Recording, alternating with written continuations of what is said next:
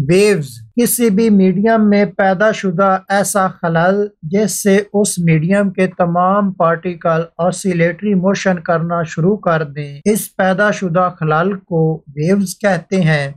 जैसे ये एक छोटा सा तालाब है, इसके एक किनारे पर आप कागज से बनी हुई एक कश्ती रख दें और दूसरे किनारे पर पेंसिल से पानी के अंदर डिप करना स्टार्ट कर दें, तो इससे पानी के मॉलिक्यूल्स के अंदर खलल पैदा होगा, जिससे कुछ देर बाद कश्ती हिलना शुरू हो जाएगी। इस पैदाशुदा खलल को वेव्स का नाम दिया जाता है। इसके अलावा जब पेंसिल को पानी के अंदर बार बार डिप किया जाता है तो पेंसिल से एनर्जी पानी के अंदर ट्रांसफर होती है। ये एनर्जी फिर खलल शुदा मॉलिक्यूल से होती हुई कश्ती तक पहुंच जाती है।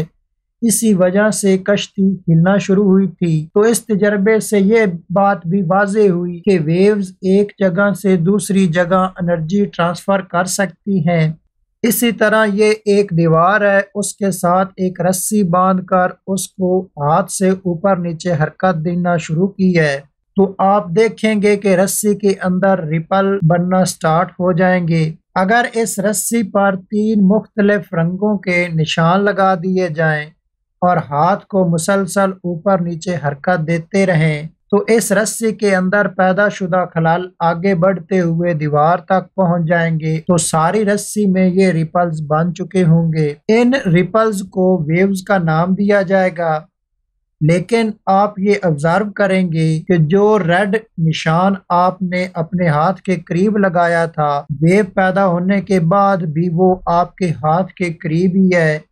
जो ग्रीन कलर का निशान आपने रस्सी के दरमियान में लगाया था, वेव्स बनने के बाद भी वो निशान रस्सी के दरमियान में ही है। इसी तरह जो दीवार के करीब निशान था, वेव्स बनने के बाद भी वो निशान दीवार के करीब ही है। तो इस तजर्बे से ये वाज़ेह हुआ कि जब भी किसी मीडियम में वेव्स पैदा होती हैं तो उसके मॉलिक्यूल एक जगह से दूसरी जगह नहीं जाते, बल्कि मॉलिक्यूल उसी जगह पर रहते हुए ऊपर नीचे हरकत करते हैं, सिर्फ एनर्जी आगे ट्रांसफर होती है।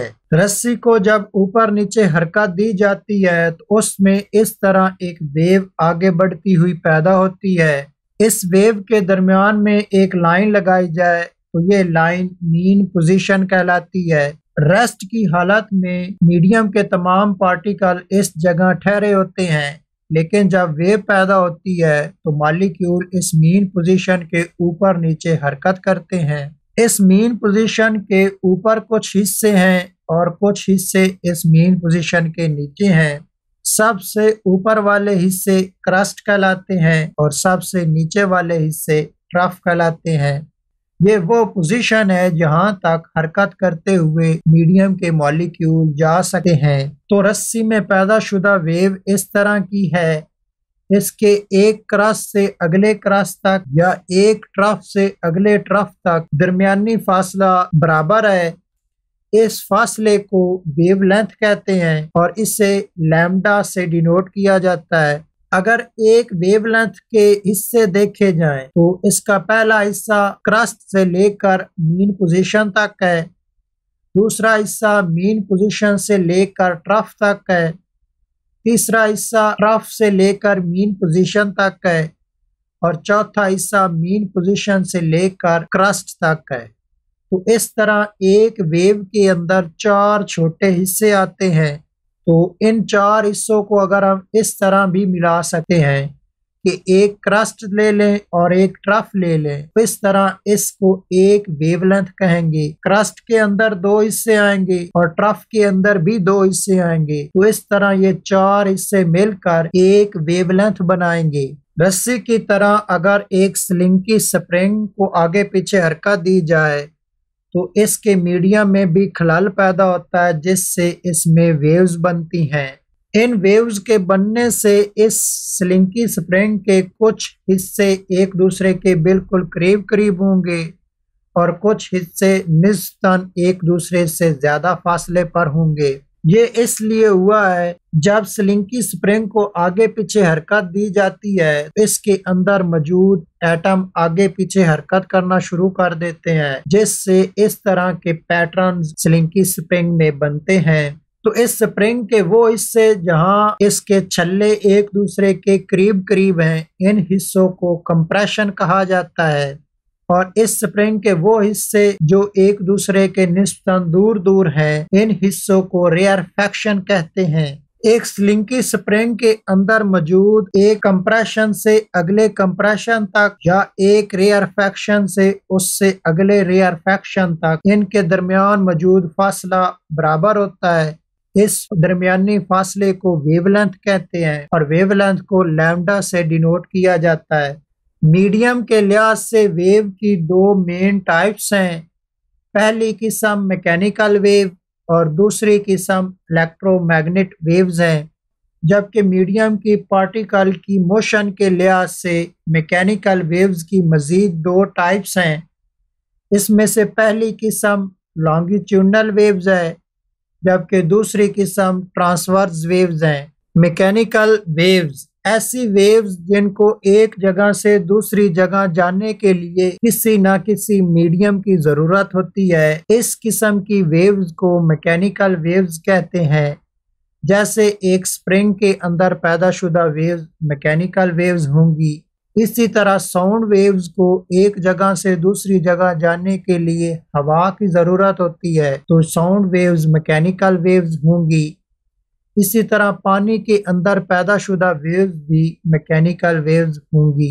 इलेक्ट्रोमैग्नेट वेव्स ऐसी वेव्स जिनको एक जगह से दूसरी जगह जाने के लिए किसी भी किस्म की मीडियम की जरूरत नहीं पड़ती। इस किस्म की वेव्स को इलेक्ट्रोमैग्नेट वेव्स कहते हैं। जैसे आग से निकलने वाली हीट की वेव्स, इसी तरह सूरज से जमीन तक पहुंचने वाली रोशनी की वेव्स, इसी तरह टेलीविज़न और रेडियो वगैरह की वेव्स और एक्स रेज वगैरह, ये सारी इलेक्ट्रोमैग्नेट वेव्स हैं। इनको एक जगह से दूसरी जगह जाने के लिए किसी भी मीडियम की ज़रूरत नहीं होती। ट्रांसवर्स वेव ऐसी वेव्स जिसमें मीडियम के पार्टिकल की हरकत और उसके नतीजे में पैदा होने वाली वेव की सिम्मत एक दूसरे के अमूदन होती है, एक दूसरे के परपेंडिकुलर होती है। जैसे एक रस्सी को जब ऊपर नीचे हरकत दी जाती है तो उसके नतीजे में रस्सी पर एक वेव पैदा होती है जो कि एक्स एक्सिस की जानिब बढ़ती है। अगर इस रस्सी के पार्टिकल को गौर से देखा जाए तो ये पार्टिकल ऊपर नीचे इस तरह हरकत करते हैं, लेकिन इनके नतीजे में जो वेव पैदा हुई है वो वेव हाथ से शुरू होकर दीवार की तरफ बढ़ी है। तो इस किस्म की वेव जिसमें पार्टिकल की मोशन वाई एक्सिस पर हो, मतलब ऊपर नीचे हो, इनके नतीजे में जो वेव पैदा हुई है उसकी सिम्मत एक्स एक्सिस की जानिब है, तो इस किस्म की वेव को ट्रांसवर्स वेव कहते हैं। ट्रांसवर्स वेव में पार्टिकल की हरकत और वेव के आगे बढ़ने की सिम्मत, इन दोनों के दरमियान एंगल 90 डिग्री होता है।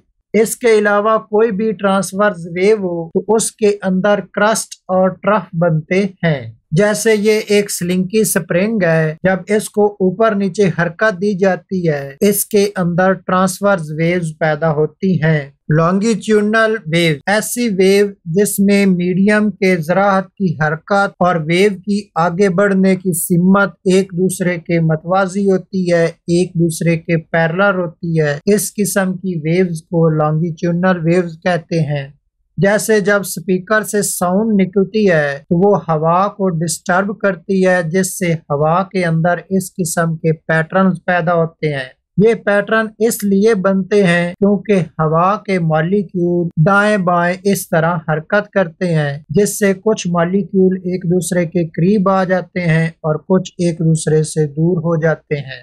लेकिन आवाज स्पीकर से दूर फैलती है, जिसका मतलब आवाज दूर जा रही है। तो लॉन्गिट्यूडनल वेव में मीडियम के ज़राअत की हरकत और वेव की आगे बढ़ने की सिम्मत एक दूसरे के मतवाजी होती है, एक दूसरे के पैरेलल होती है। इनके दरमियान एंगल 0 डिग्री होता है। यहाँ हवा के वो हिस्से जहाँ मॉलिक्यूल करीब करीब हैं ये कंप्रेशन है, और जहाँ मॉलिक्यूल कम है वो रेयरफैक्शन है। तो इस तरह लॉन्गिट्यूडनल वेव में कंप्रेशन और रेयरफैक्शन बनते हैं। एक स्लिंकी स्प्रिंग को जब आगे पीछे हरकत दी जाती है तो उसमें में इस तरह कंप्रेशन और रेयरफेक्शन बनते हैं तो उसमें इस तरह कंप्रेशन और रेयरफेक्शन बनाते हुए लॉन्गिट्यूडनल वेव बनती है।